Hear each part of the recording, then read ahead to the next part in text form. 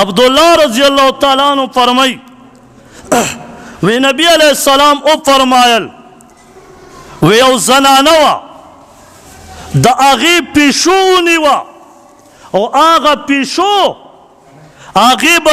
شاید دا دی پا کور کی چشه جوٹا کرو چوی نیوا بیای او تارلا او دیتا خوراک سکاک نور کو دا خوراک سکاک دا نور کولو دا وجه دا پیشو مرشوا نبی علیہ السلام بیا دغه زنانه په جهنم کې ولیده د معراج په شپه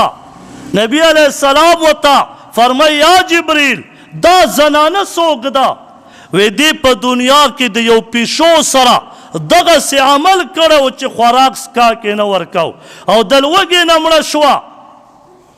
نو نن